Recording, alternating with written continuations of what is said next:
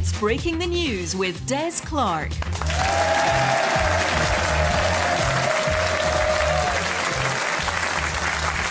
Hi, I'm Des Clark and this is Breaking the News, the show that breaks the week's news and asks four opinionated panellists to put it back together again. Joining me this week is stand-up Ray Bradshaw, and with him is actress Karen Barkey. And facing off against them is comedian and actor Tiffany Stevenson, and joining her is stand-up and writer David Kay. In the news this week, wealthy Tory donors splashed out £35,000 to play cricket with Rishi Sunak and £22,000 for a karaoke session with Liz Truss during a party fundraiser. The auction nearly ended in embarrassment before Boris Johnson heroically stepped in and paid £9 for a night out with Dominic Raab. Sweden's new Prime Minister has resigned just hours after she was appointed following the collapse of her coalition. Yes, the last time a Swedish cabinet fell apart this quickly, I got a full refund from IKEA. And a Scottish academic has devised a device that allows dogs to video call their owners simply by shaking a ball. Academics now have the difficult challenge of coming up with a device that lets the dog tell its owner that they're on mute. Right, you've met the panel. Let's crack on with round one.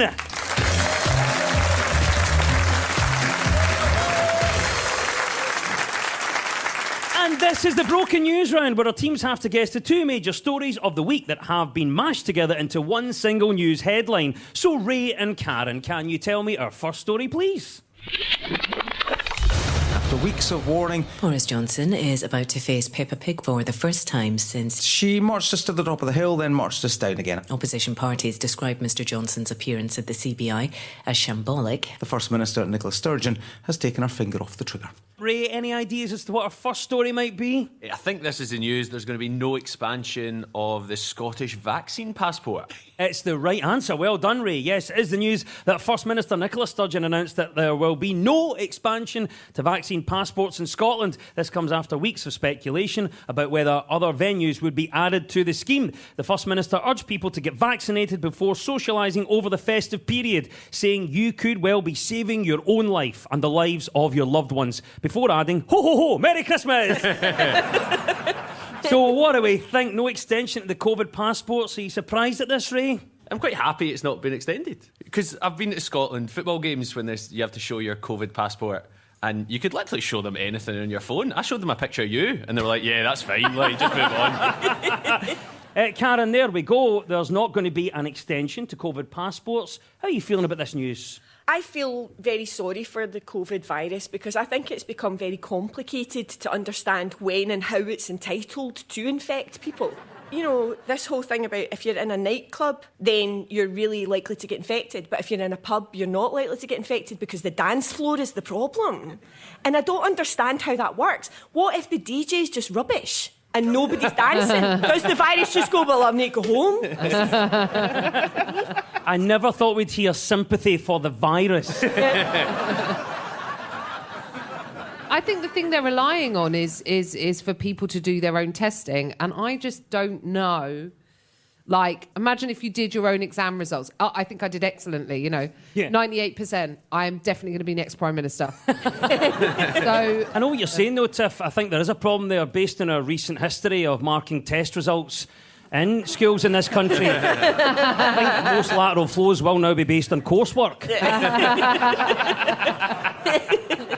David, what do you make about this then? We've had the news now from the First Minister there will not be an extension to COVID passports. Are you surprised by this? Well, I was a bit, because they'd been kind of saying that they would extend it, and then folk were saying, oh no, I don't think they should extend it. That's a really bad idea. I'm against it extending.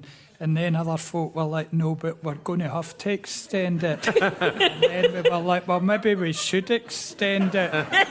And, I mean, I'm not really sure. I think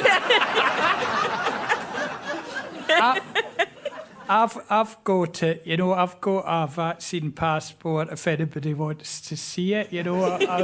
I'll show them it, you know. I'll go into Topshop. I'll show you, you know. I mean, it's... Are you going in Topshop, David? Yeah, I'm a regular Topshop. You mean the shop that shut down 8 months ago? Well, maybe that's how I couldn't find Top Man. David, I'm going to be honest, I forgot the question.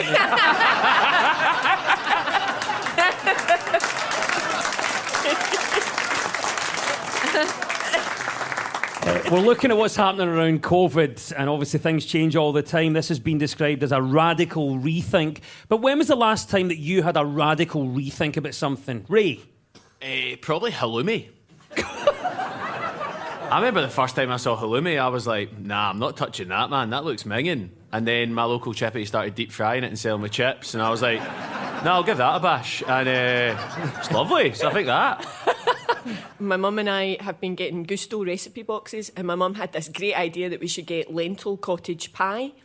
And when she produced it last night, I had a radical rethink, and we went to the chippy. Did you? I think I might have just found my soulmate. Steak pie supper, it was amazing. I love that. When was the last time you had a radical rethink about something? Spanx. Seemed like a great idea. I don't know why they call them, stomach flattening. They're just fat redistribution pants. It's got to go somewhere, hasn't it? So it's just coming out under my chin instead. Well done for getting the right answer there. Congratulations. Yes, it was the fact that there will be no expansion of the Scottish vaccine passport. Nicola Sturgeon also dismissed speculation about her future by saying she had no intention of going anywhere, as she'd already checked, and Catherine Calderwood is using her holiday home this Christmas.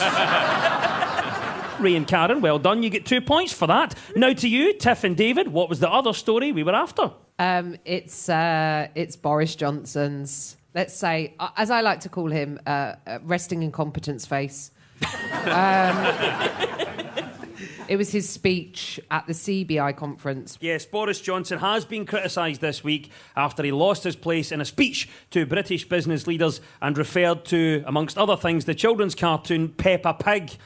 Due to a mix-up whilst Boris was improvising car noises and telling business leaders a story about Peppa, back at number 10, Carrie was sat by young Wilfred's bed, putting him to sleep with a speech about the role of the private sector in business.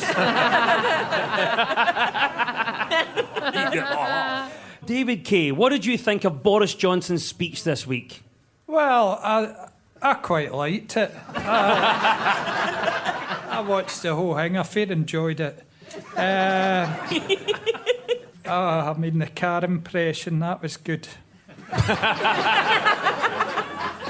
Karen, what did you think of Boris Johnson this week? I wasn't overly keen. Unfortunately, he reminded me painfully of one of my friend's children who was doing a nativity play one year and completely died. And the difference was I cared about my friend's child. Dominic Raab was on, and he was like, no, Peppa Pig's great. It wasn't a memorable day out when we went. I watched Peppa as a kid with my parents, and I was like, Peppa Pig came out in 2004, mate, when you were 30. Like, that explains so much about you. Was it the same day he went to the beach and the sea was closed? So I had to go back and watch a couple of episodes of Peppa Pig. Boris lost his place. Have you ever lost your place, David? Never.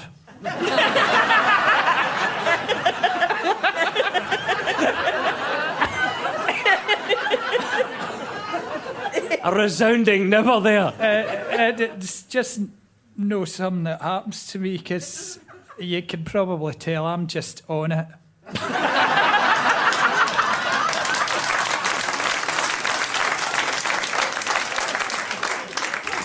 Ray, to you on this one. Boris lost his place this week.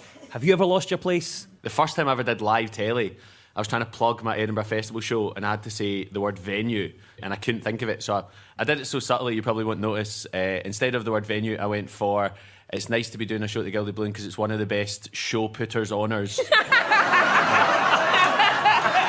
I literally came out my first live telly thing, and I got a text from my dad saying, why do you always bring shame in our family? So, yes, I have lost my place before. Definitely. Yes, one of the most surprising moments of Boris Johnson's speech to the CBI was when he quoted Lennon, adding the words, "Managing Celtic was the highlight of my career."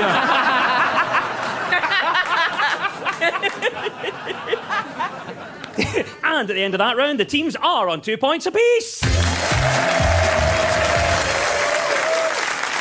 Now, so much of our news is about public opinion, and this week we spoke to Still Game royalty Jane McCarry and Scot Squad actor Manjot Sumal. Right, Tiff and David, what story do you think Jane is on about here? As a person who spent years pretending to be a pensioner, I probably do agree with this story. I become obsessed with doing it whenever I've got something else that I should be doing. I don't do things that would help with this topic. I don't think Angry Birds on my phone really is going to cut it. I'm not sure that anybody in the world could translate Jane saying, apart from maybe David Kay. So, David, the floor is yours. I thought it was pretty obvious. She was on about a report saying that doing housework, if you're a bit older, is good for your memory and your kind of physical well-being. Yes, a new study has found that doing household chores like window cleaning, vacuuming and washing or scrubbing the floor may help improve the memory and attention span of older people. The study also shows light housework and more physically demanding chores lead to a higher cognitive brain function, which might explain why Sillet Bang's Barry Scott is now working on the Large Hadron Collider. Bang! There's your God particle.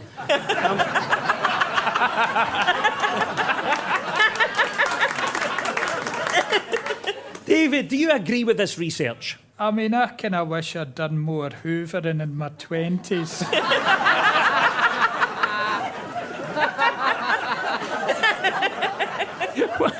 One of the great regrets of life, David, isn't it? I mean, sometimes my dishwasher beeps and it's no because it's finished. It's because it's kind of drained the water away and that gets me annoyed. Did you genuinely not say about 5 minutes ago you never lose your place? What? No, I've delivered that line by line, word for word.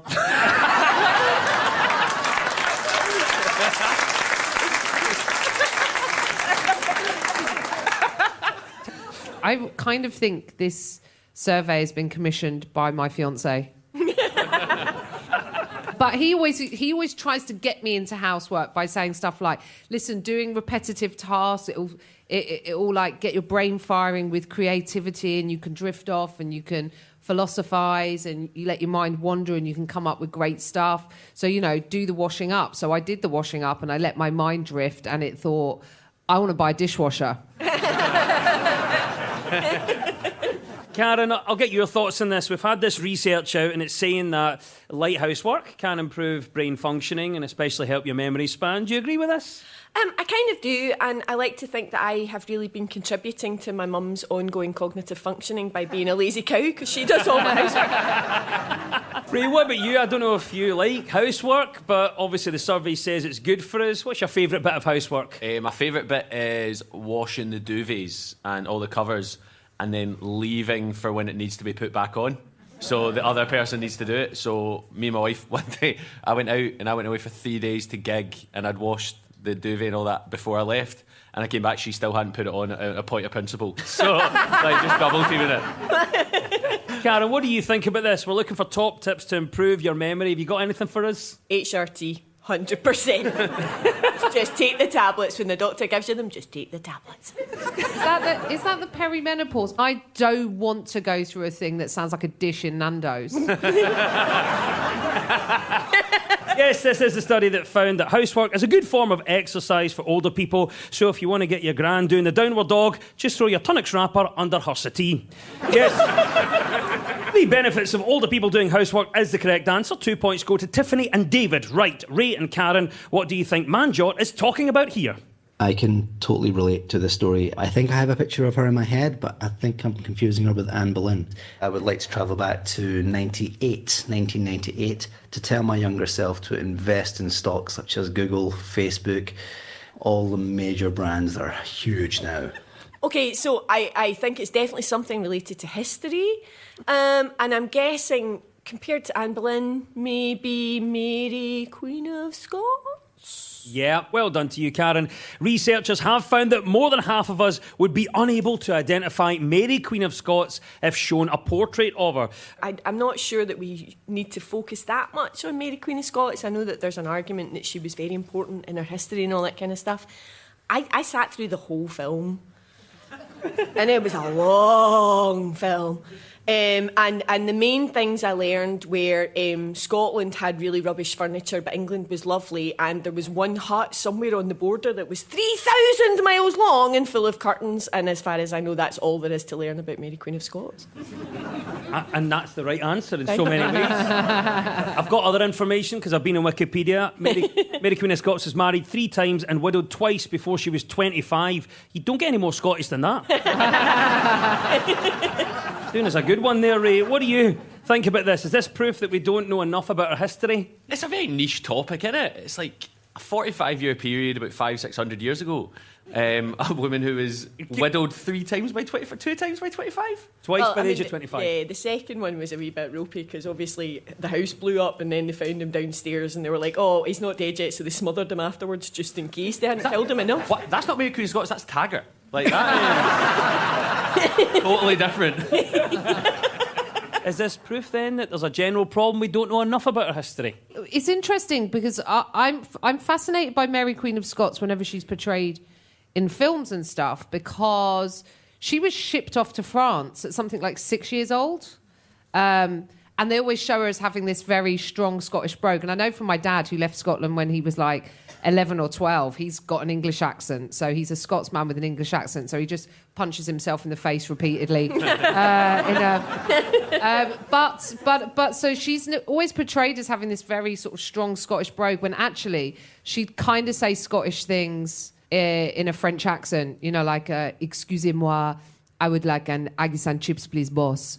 That kind of thing, do you know what I mean? More appealing than the other way round, which is French with a Scottish accent. Voulez-vous coucher avec moi ce soir, doll? Not quite as...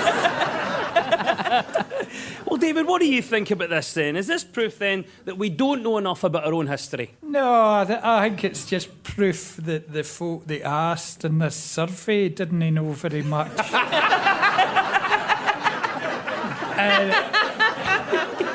And actually, they didn't get to the history bit. What they did was they held up like a painting over. And I'm thinking, well, it depends what painting they held up, because the one that's attached to the story, I can't tell you who that is. Because it was like an abdication of somebody somewhere that nobody would ever have heard of. You're like, no one of folk didn't know that was Mary Queen of Scots. Whereas if they showed you a passport painting, that's Mary Queen of Scots, that's who that is. Our lack of knowledge about Mary Queen of Scots is the correct answer. 2 points go to Ray and Karen.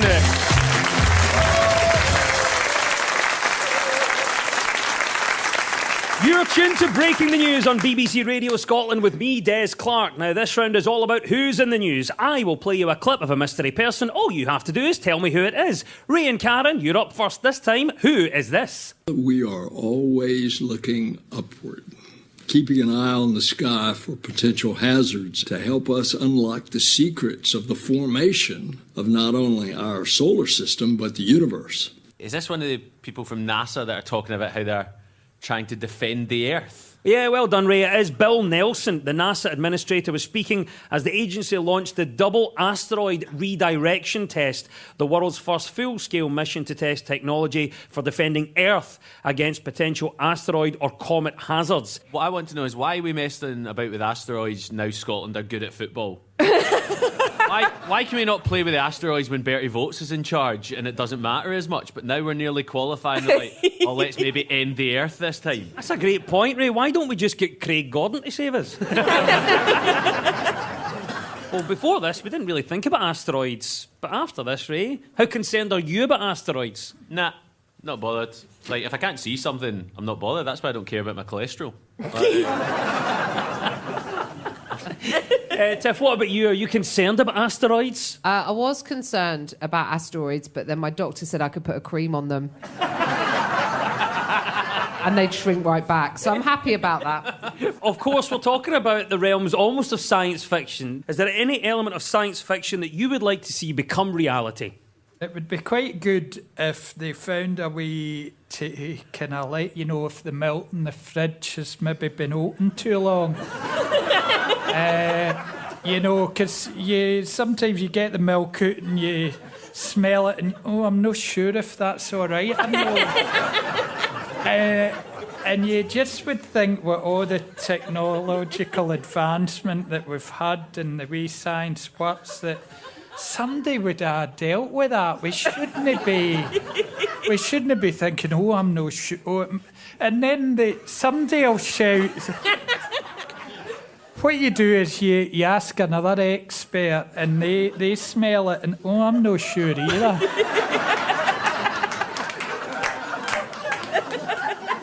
And then what do you do? And then the default advice, hear folk coming away with all it might be all right in tea.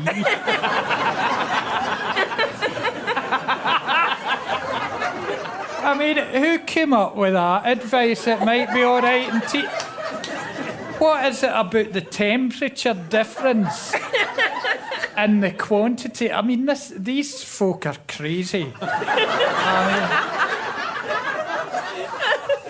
We got there brilliantly. Thank you very much for that. Well done. 2 points go to Ray and Karen. That was Bill Nelson. Right, Tiff and David, it's your turn now. Who is this and why are they in the news? And I have to say I really liked ABBA. I think it's a secret. Everyone likes ABBA, really. I'm looking around this room now. I think they all like ABBA, really. Yeah, I think it's Ridley Scott, the film director, who's blaming his latest film not doing so well and millennials always been in their phone. It's the right answer. Well done, David. Yes, it is indeed Ridley Scott. The award-winning director has blamed millennials and the lack of attention span for his latest film bombing at the box office. It's not aimed at that audience anyway. Like millennials, this is like, if you've not seen it, it's The Last Duel. I mean, I've not seen it, obviously. I've other stuff to be doing. But it's kind of like your Downton Abbey folk might like it, your period drama folk might like it. It's kind of like that mixed with The Three Musketeers if there were only two of them. I just find it funny that he's an 83-year-old man ranting about millennials on a podcast. Hey, be aware of your surroundings here. Come on. Who's your audience right there? His audience is the corner of a bowling club. That's what he should be doing.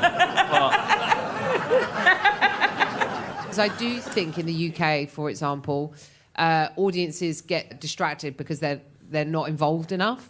And then the opposite problem is in America, as in people are too engaged. Like, they get too involved. So they go in and, like, we went to see, I think it was Anchorman 2 in a cinema in New York. And it was me and the fiancé and a friend of mine.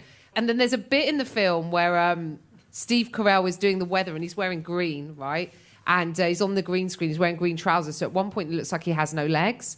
And the women in front of us were like losing their minds. They couldn't work out what happened. They're like, oh my God, Steve Carell's got no legs. What happened to Steve Carell's legs? Steve Carell has fallen on the floor because he's got no legs. You know, and then at which point, like, the fiancé just stood up and went, listen to me.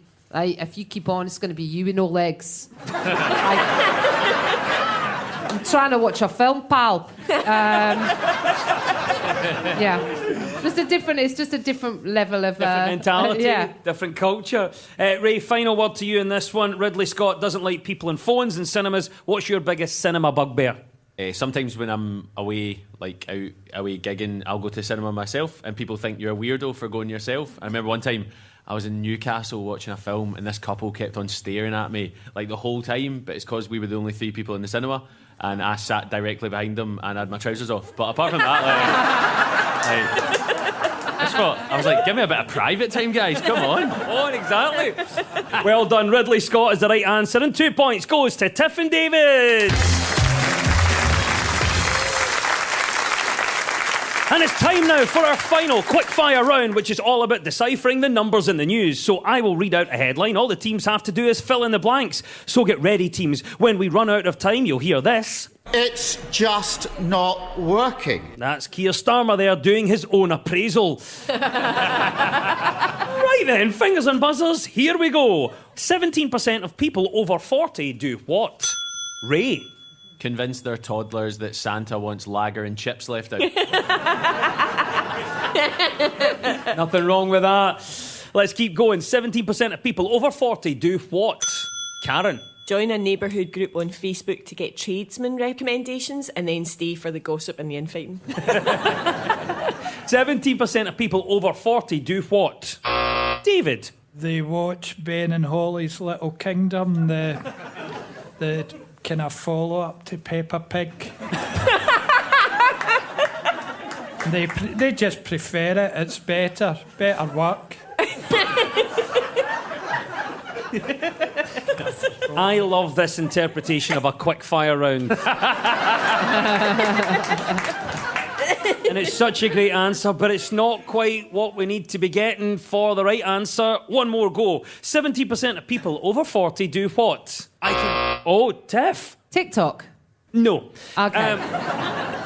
The right answer is this, that 70% of people over 40 use social media as their go-to source for information. It's just not working. Oh, there we go. That's the klaxon. Keir has Starmered. It's all over. And at the end of the quiz, our winners this week are Tiffany Stevenson and David Kay.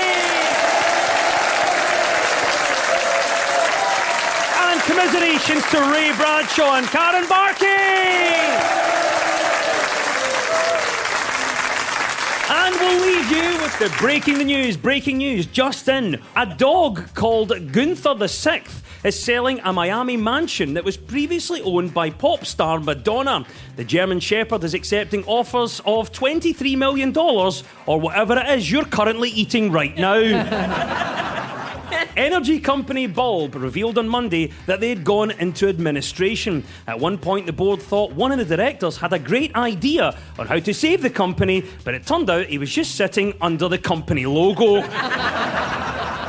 And original sets from the Postman Pat TV series are to go on display for the first time. The show used stop-motion animation in which characters are painstakingly moved by tiny increments to give the illusion of motion, a method the real post office uses to this day. The news is broken. I've been Des Clark. Goodbye!